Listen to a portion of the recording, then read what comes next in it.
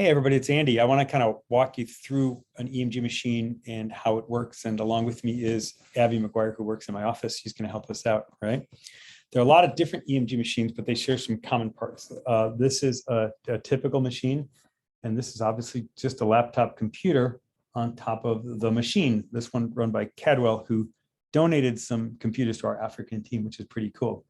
So there is one really important part, which is the preamplifier.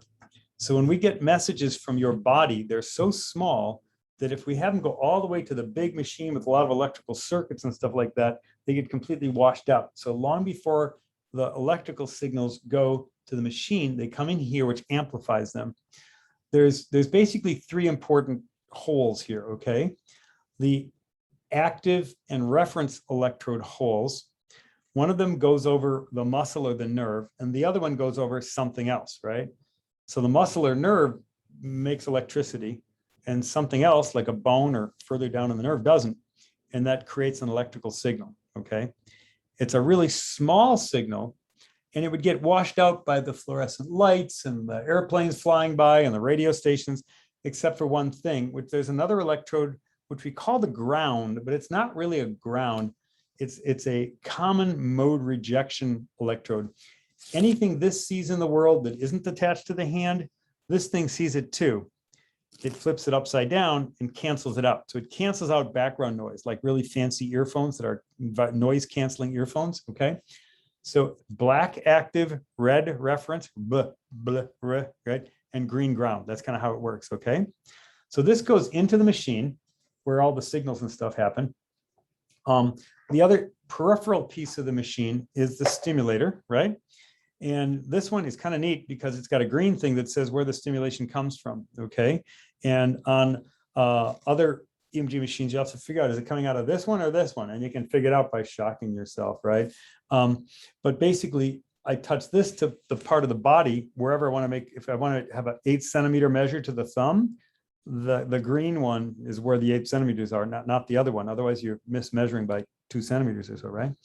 And the stimulator can increase in power, okay? And we'll talk about why that's kind of important, okay? The next important part is the actual electrodes. And Abby, can you get me a green ground electrode? So this is the ground electrode, okay? And it sticks on the body for nerve conduction studies, someplace between where you're shocking and where you're picking up, okay? It also then cancels out the stimulus artifact because you don't really care what this thing says, right? So if I'm going to put electrodes on my thumb and I'm going to shock up on my wrist, I'll put it someplace between, maybe on the back of my wrist or something like that. And it's always in between, okay, for the nerve conduction studies. To do the nerve conductions, there are 3 different sets of electrodes, but basically it's a black active and a red reference. So Abby, could you get me one of those, anyone? This one's called a bar electrode, okay? And you can imagine that the black and red, you can see, can you see? I hope you guys can see. There's this one's red, this one's black. The black would go over the nerve where you want to measure stuff, and the red would go someplace else, okay? So if I'm stimulating in the palm, I put the black closest to the palm and the red someplace further on, okay? This is used especially for the most common nerve conduction study, which is the sural nerve, which is on the outside of your foot. I'm not going to do that right now. Abby, you better get me another electrode. Give me a different one. Okay. These are called disc electrodes, black and red, right? And these are classically used for the motor nerve conduction study. So for carpal tunnel syndrome, the black one goes over the thumb place, or the palm, try again, the thenar eminence, and the reference goes over a bone, right? And those are used for all kinds of, especially motor studies. You can mix and match, but this is how we usually do it. One more set, grabbing a ring electrode. Yep. Yeah. Thank you, ma'am. Mm-hmm. And ring electrodes are used especially for things like fingers, right? So for my, actually, this is kind of cool. If I put a ring electrode around my 4th finger, and hey, Abby, do me a favor, while I'm talking, put some goop on this one and tape it to the back of my hand. Goop is called slime. Mm-hmm. Yeah. So look at that finger, by the way. On this side, it's innervated by the ulnar nerve. And on this side, it's innervated by the median nerve. isn't it cool to look for carpal tunnel syndrome and say, let's shock the ulnar nerve, let's shock the median nerve and have a race between the two. And we'll do that as part of our little discussion today. I'll flip to the other side. Oh. Sorry, there you go. I need more goop. You need more goop. Here, I have practice. I'm good at getting last bits of goop because I'm Scottish in nature. So if you take that on the back of my hand, that'll be cool. So where am I putting on the back of my hand? Because that's between my wrists where I'm going to measure. And my electrodes where I'm going to, yeah, my wrists where I'm going to shock, and my electrodes where I'm going to measure. Okay. While I'm talking, Abby, would you take a pair of discs, and do I have a disc here? Yep. And put the black one with some slime on the middle of my thumb here, and the red one out on my thumb knuckle. Here you go. So Abby's setting me up for 2 different studies while we're talking. Now there's the machine, and every machine's different, but basically it has software, and this one's called the Sierra Wave or whatever. That's what it's called, right? And if you can look at my machine.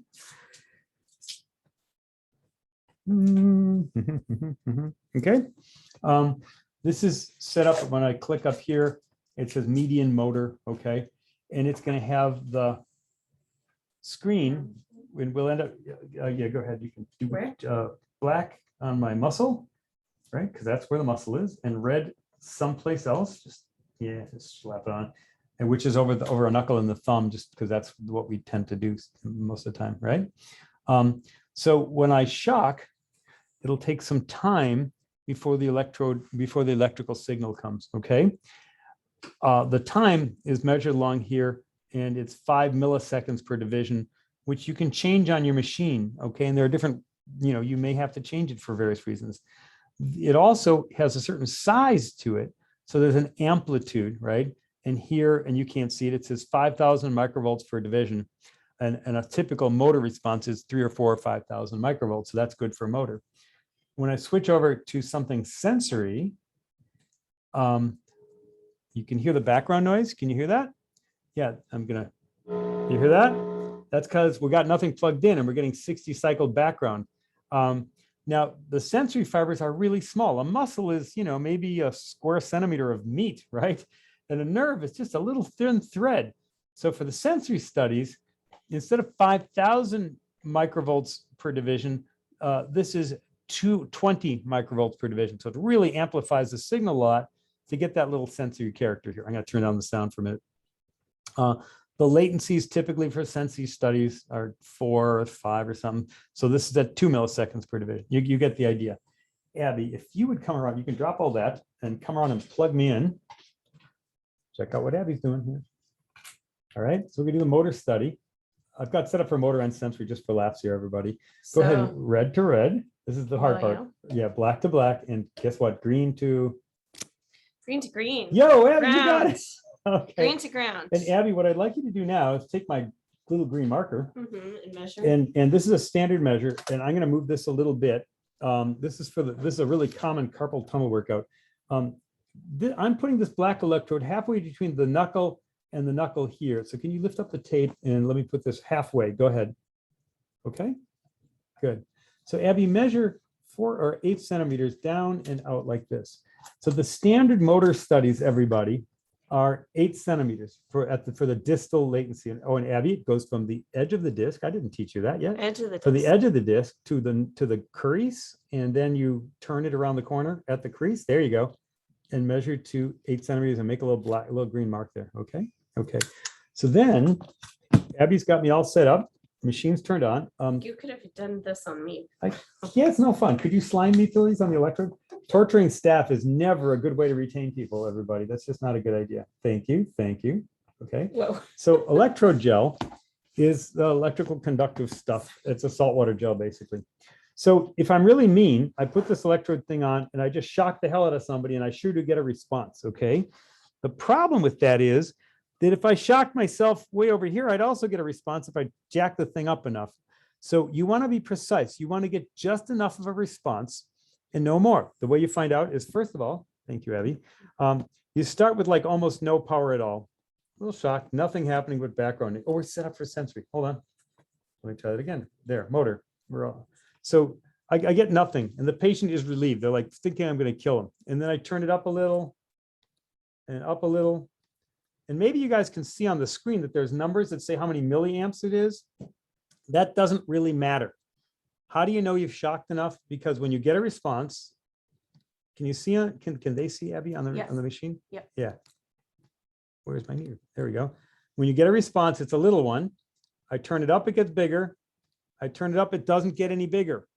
So the minute I turn it up and it doesn't get any bigger, I know I got all the nerve cells and I can store that on my machine. Now, for the other part of and there's a normal value for the median nerve at that latency, that ends up being 3.9 milliseconds. And for that amplitude, which ends up being 6.6 millivolts. Okay. Now, Abby, can you turn it so they can see me here? That median nerve goes up to the lateral side of my biceps tendon, and I'm going to do it again. Woo, got it right away, which means I may have overstimulated. What happens if I really overstimulate? Well, I think I'm depolarizing right there, but I've stimulated so strongly that it's depolarizing someplace further. So if I get it right away, I actually back up a little bit, back, oh, there, and it drops. So I know I was just getting what we call supramaximal. You want to be like about 20% supramaximal. So I got that nice response and I'm saving it. And I'm using my purple marker because I like purple. Okay. So now I've got a latency to the wrist and a latency to the elbow. And then I use my tape measure. We have a tape measure. Mhm. Now, would you actually measure me then, Abby, from my wrist stem to here? Yeah. What do you get? 22. Okay. So 22. And the difference here between 3.9 and 8.4 is 4.5. So 220 divided by 4.5. I'll ask somebody who really knows this. What is 220 divided by 4.5?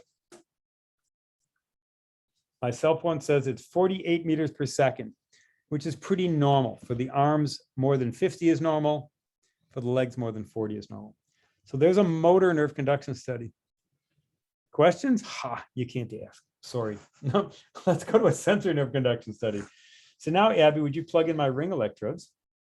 And now I'm at that sensory thing. And when she unplugs, you hear all that background noise, I think. You probably will. It's background noise. Ooh, that's kind of cute. And I'm still getting a lot of background noise. If I get a lot of technical problems, you know what, Abby? It's that thing you figured out for me again. That darn thing. Can you hear all the background noise? That's not the whole answer here either. The bane of the existence of an electromyographer is to get rid of background noise. And we've had some problems here today with that. So I'm not going to quite get rid of it. But if you see there's this 60 cycle junk happening there, I'm going to try to ignore it and I probably won't. Abby, could you measure 12 centimeters to my median nerve? From where? From that electrode to my median nerve? Yeah, I'm going to turn off the sound. Yeah. And make yourself a little mark right over there. Right over the middle of the wrist is the median nerve. And 12 centimeters to my ulnar nerve, which is over here. Good. And I'll ulnar nerve maybe over that way, right? Sorry. It's okay. We'll be okay. So there we are. And I start out slow. I'm going to relax my fingers. You know, we just get way too much 60 cycle. I may not solve this problem for us today. Let's grab the other green ground electrode. We'll put it, leave this one on for now, but grab the other one, we'll put it on the palm. So I stimulate the median nerve and you can actually see a little response if you can see it hiding in the middle in that 60 cycle. If I have a problem like this, and you shouldn't, if I spent the time now, I'd probably get rid of this 60 cycle by doing all kinds of goofy things. But yeah, I'll tape that on the palm just for fun. And plug that one in instead of the other one, just to see if that's what the issue is. No, it's not, but that's okay. We'll keep that on. If I have a problem like that, I can do something called averaging. And averaging is kind of dangerous, but it may, if I did this like 100 times, that would be called a somatosensory evoked potential, by the way, but I'd be picking up with the brain. But if I do this a bunch of times, that 60 cycle averages out, okay? So if I did that, I'm pushing F9 to average things, and I just shock a bunch of times. Excuse me. And you don't like to average a lot. That's kind of crummy. But you see that all the other junk disappears. And we still have the stimulus artifact, which is there's a problem with my grounding here. But we still have that. It didn't disappear. but you can see that all the 60 cycle disappeared and this nice little waveform for the median nerve shows up. And I'm going to save it. And averaging is a bad habit. It's against all my religious principles. So I'm doing it just for demonstration purposes. You need to clean up the screen and get rid of the background noise. And I'm just not going to because our video is running. I'm doing my ulnar nerve. And I've been biking a lot, so who knows if I have an ulnar nerve response. Maybe. I'm going to save that just to delete it. And I'm going to try again at a bigger dose. There we go. So now you see, get rid of that one, save this. My median response, I'm going to pull you really close. Okay, I hope you can see that all.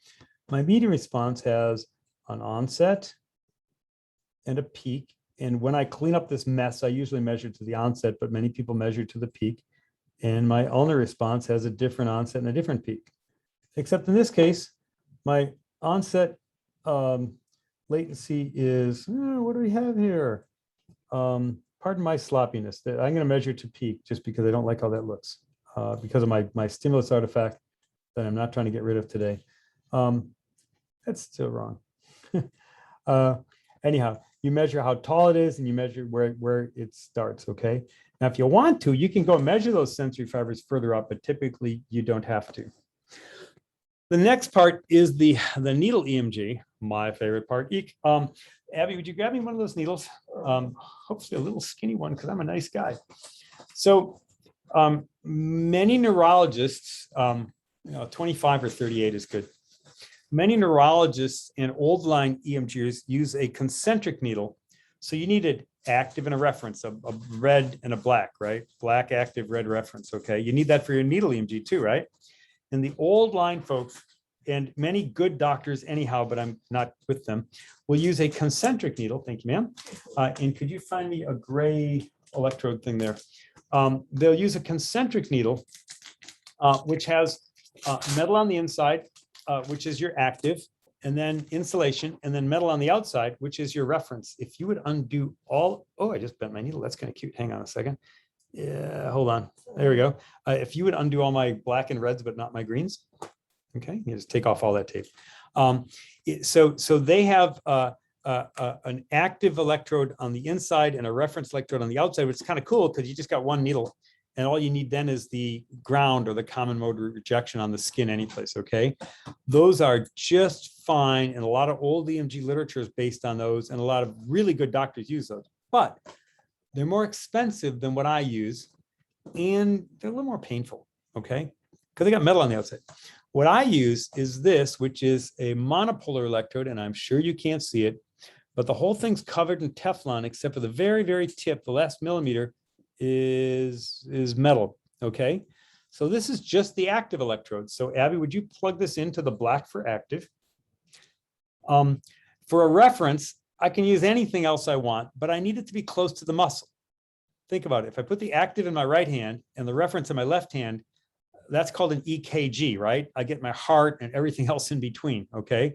So what I do, and Abby, I'll need your help here. If you would plug in this one as the reference, I'm just using another green one. Nope. That's still your ground. Plug that one back in. That's still my ground. Oh, I see. Just for laughs, I'm using another green one as my reference because why? I'll tell you why that helps later.